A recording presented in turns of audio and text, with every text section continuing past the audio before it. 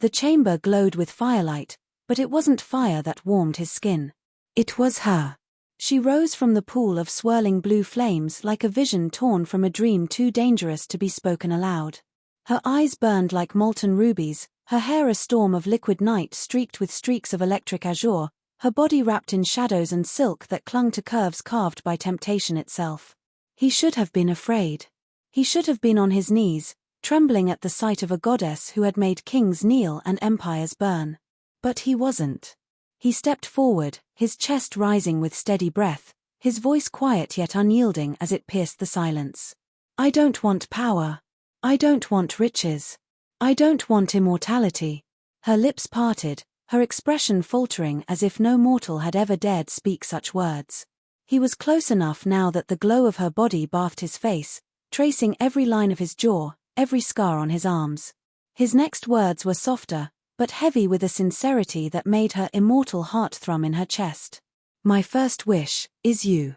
The chamber pulsed, runes on the ancient walls flaring alive as if the world itself struggled to comprehend the audacity of his request. She, the demon goddess, mistress of wishes, she who binds souls, stood frozen. 4 centuries, men had begged for dominion, for galaxies, for eternal youth and forbidden pleasures. None had looked at her, truly looked at her, and seen her. A slow breath shuddered past her lips, and she realized she was trembling. Trembling not from rage or divine fury, but from something she hadn't felt in 1,000 lifetimes, vulnerability. He didn't lower his gaze. His eyes, dark and human, carried a fire that matched hers, not in strength but in truth. That is my wish. You. As you are. She should have laughed. She should have mocked him for his foolishness, twisted his words, punished his boldness. And yet her voice, when it came, was nothing like she intended. It was softer, almost human. You don't know what you ask. Then let me find out, he murmured, and in those words she felt the crack of the first chain around her soul. The silence that followed was suffocating. Smoke drifted lazily around the chamber, wrapping them in a cocoon of darkness and blue light. His heart pounded, echoing in his ears, but he didn't retreat. He took another step closer, drawn like a moth to her impossible fire. Her eyes narrowed, though her lips betrayed her with a tremor. You waste your first wish on me? On this? She gestured at herself, her body framed by a corona of blue flame, a goddess clothed in shadows and temptation. Do you not understand the price? I do. His answer came too quickly, too easily. And yet it was not arrogance, it was conviction. But I've lived enough to know power isn't what I need. Not kingdoms. Not eternity. Just you. Her breath hitched, and she hated it. She hated how the sound betrayed her. She hated how her chest ached with something that was not anger, not hunger, but something she had long buried beneath centuries of steel and silence. He reached out, not to seize, not to demand, but to hover. His hand lingered just above the shimmering air that rippled between them, fingers trembling against the pull of her heat. He dared not touch her, not yet, but the intention in the gesture burned hotter than any embrace. For a moment, she let herself imagine it. The warmth of a mortal hand on her immortal skin. The whisper of desire stripped of greed. The impossible notion that someone could want her, not her power, not her gifts, not her throne, but her. The thought scared her more than any blade, any spell, any rebellion she had crushed beneath her heel.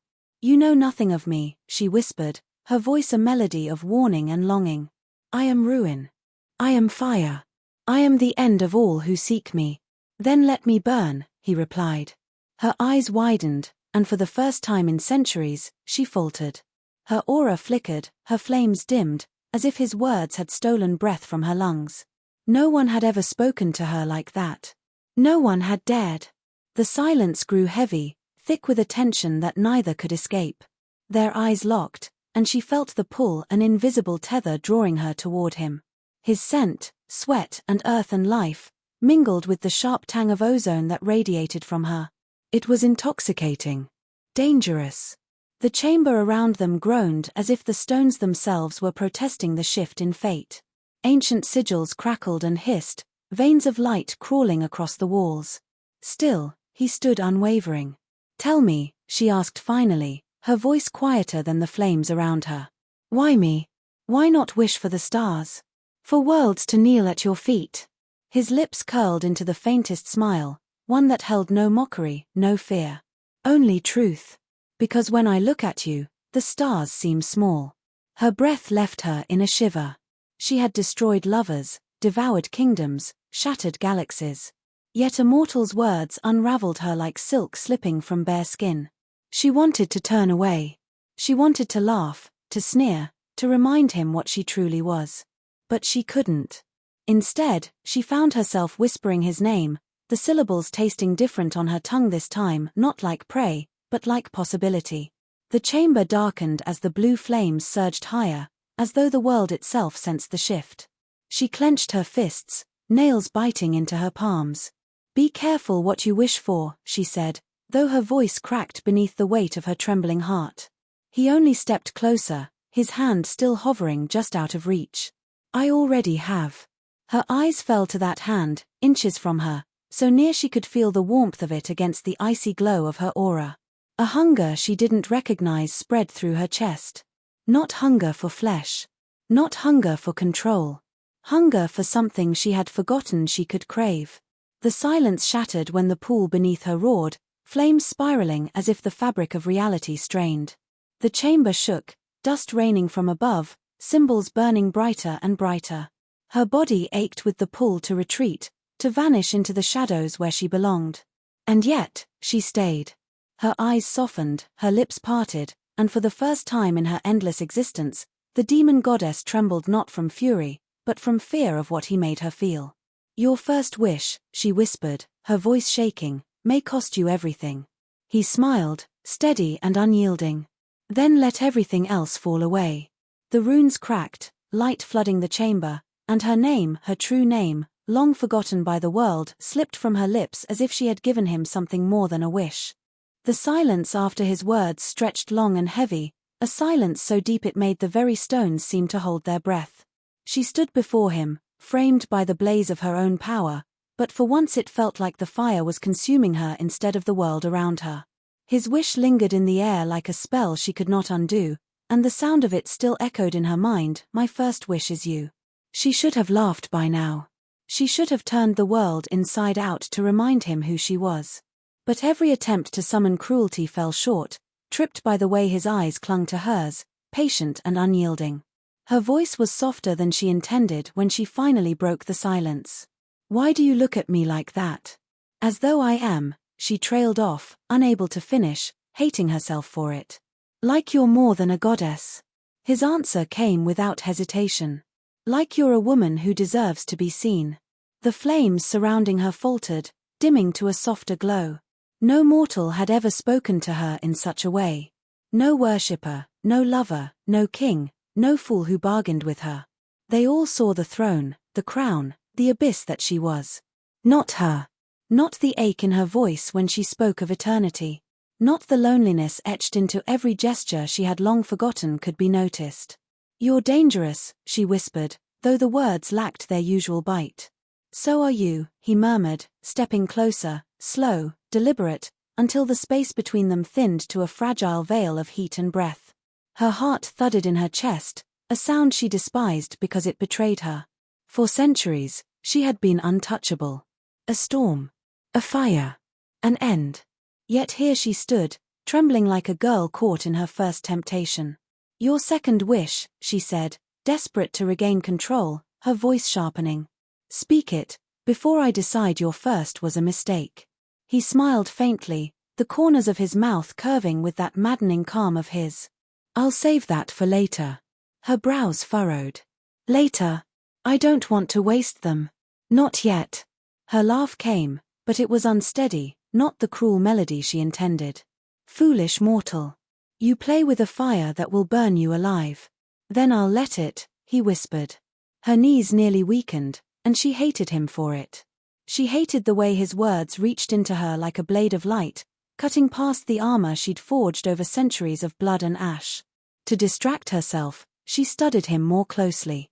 His scars spoke of battles fought, his steady stance spoke of a man who had seen fear and walked through it. And his eyes, gods, those eyes, were not naive. They knew darkness, yet they still chose to see her as something worth standing before.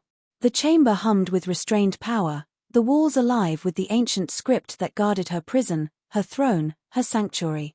Yet in this moment, those walls felt too small, too confining for the storm raging between them. "Do you truly understand what you ask for?" she pressed, though her voice faltered near the end. "To want me is to want ruin."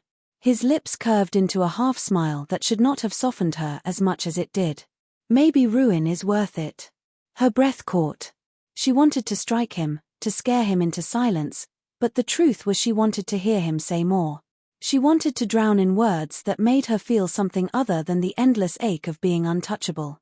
Without thinking, she stepped closer. The glow of her body bathed his face, and the space between them became a battlefield of restraint. His hand hovered, inches away, and this time it was she who closed the distance, letting her aura lick against his skin like a flame testing its fuel. He inhaled sharply at the heat, but he didn't flinch.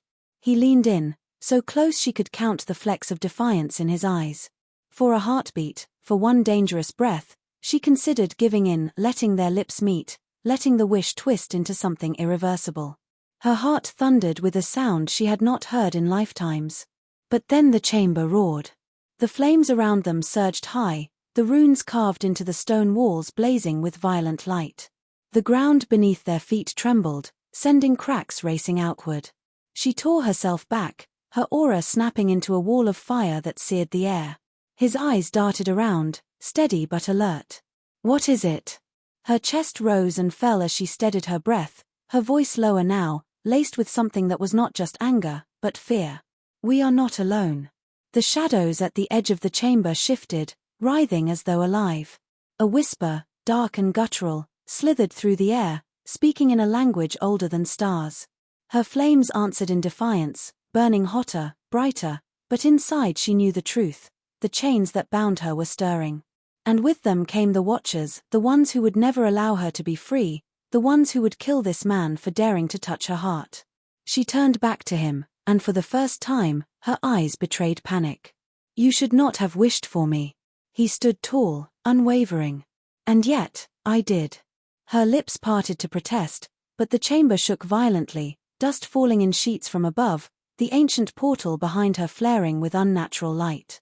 The darkness grew teeth in the corners of the chamber, and she knew what was coming. She knew what it meant.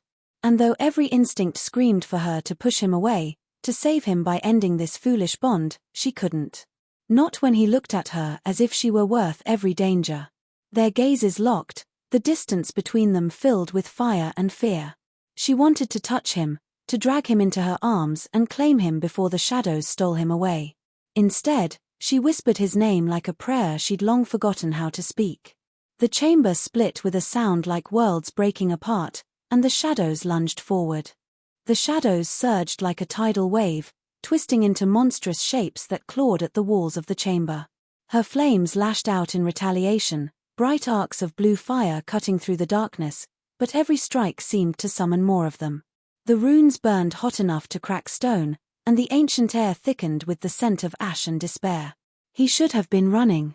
Any mortal would have. But he didn't move. He stood firm at her side, his jaw set, his eyes locked not on the horrors but on her, as though the sight of her trembling form was the only thing that mattered. "Why aren't you afraid?" she shouted over the roar of the flames. "I am," he admitted, voice steady despite the chaos. "But fear doesn't change what I want." Her chest tightened painfully, the truth of his words cutting deeper than any shadow's blade.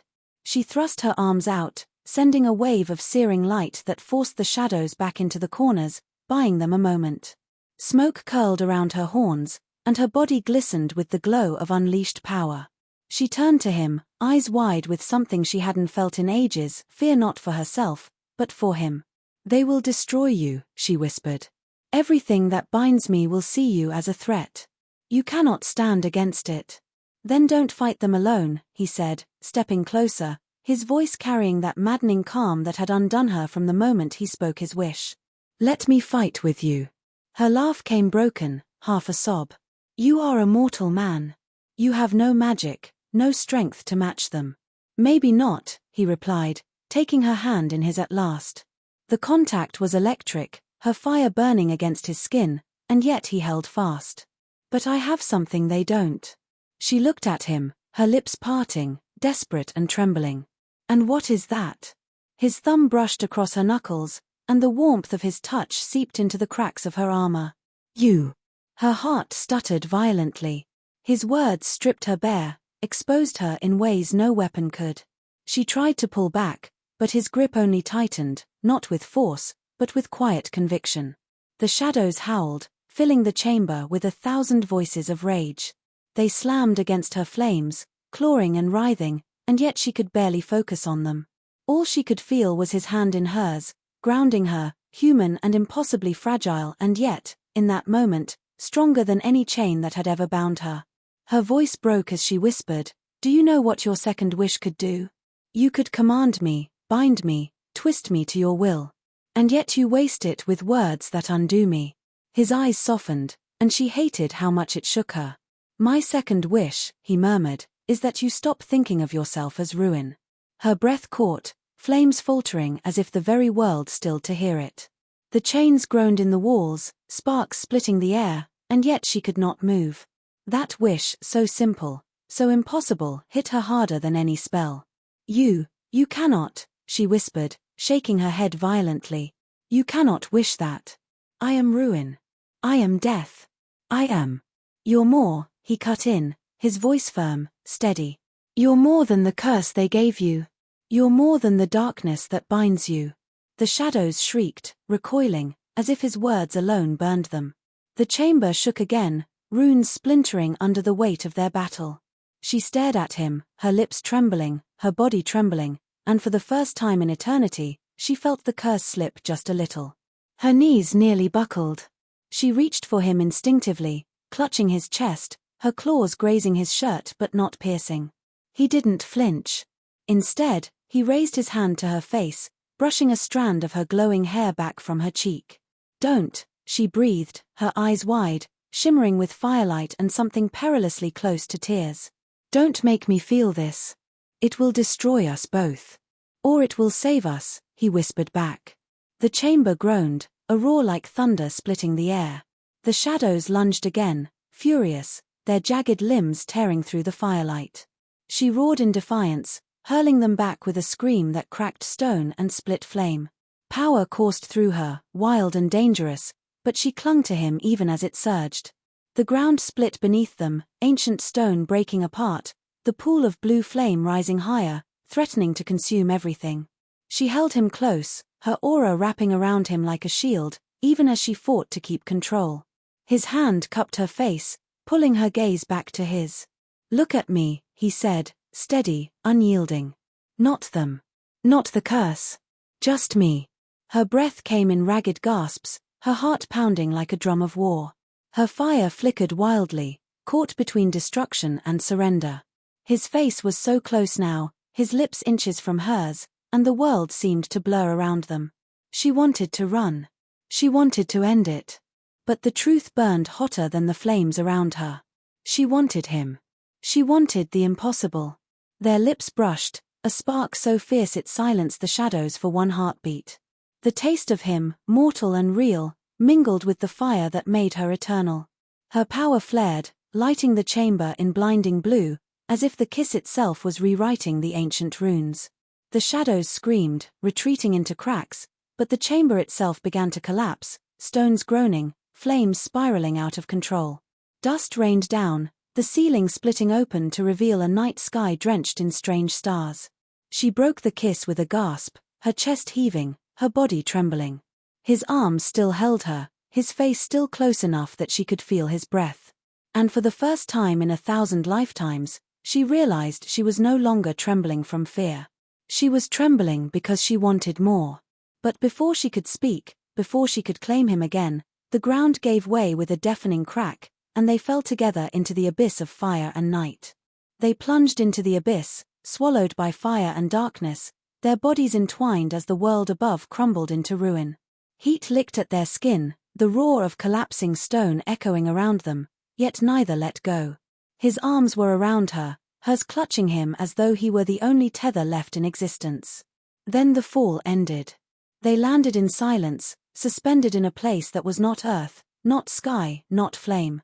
A vast void stretched around them, shimmering with fractured stars and broken fragments of forgotten realms.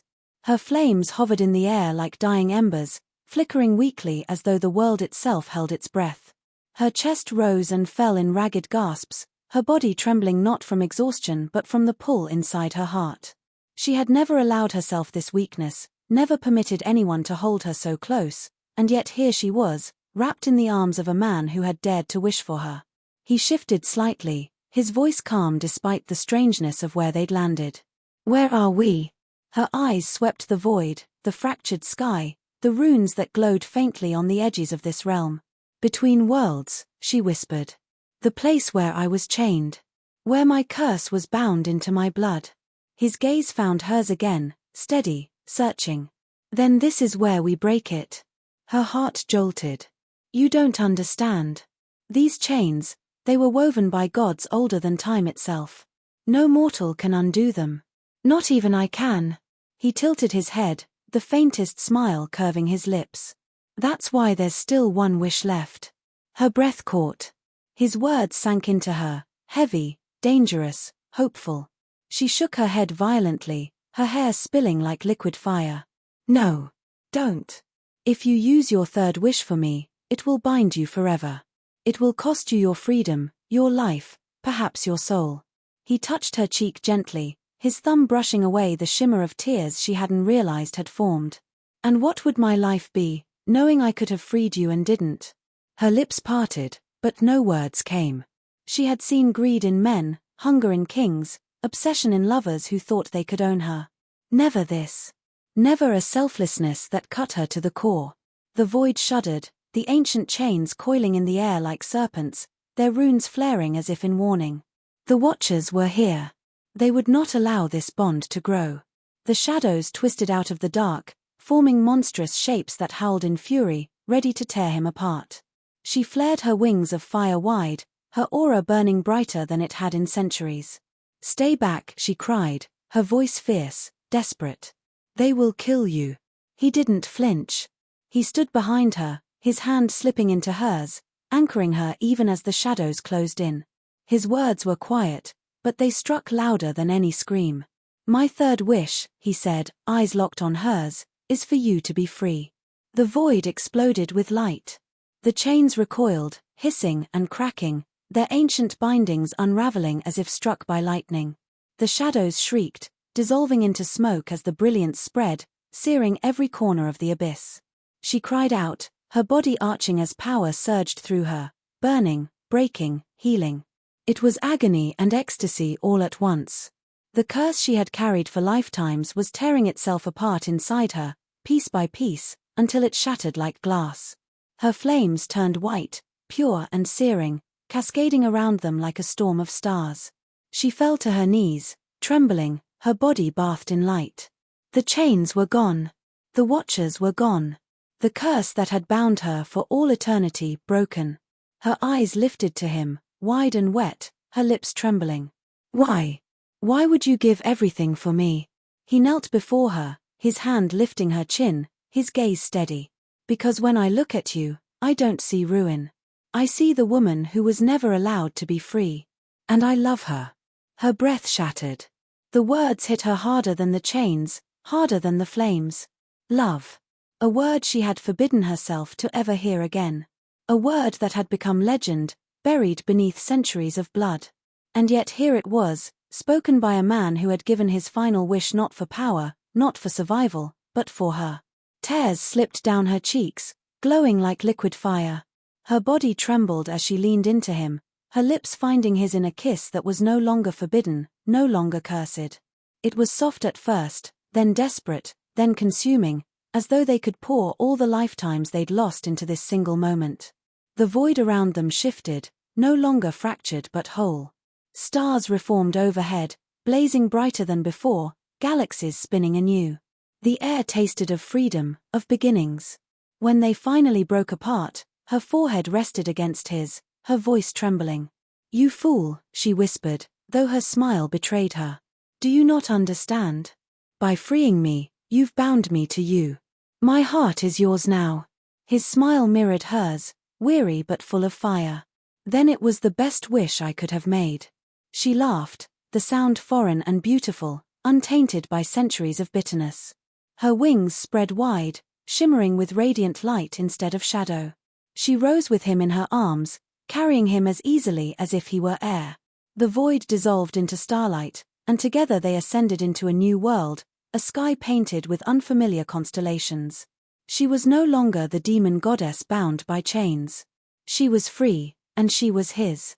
And as the stars welcomed them, she whispered against his ear, "No more wishes.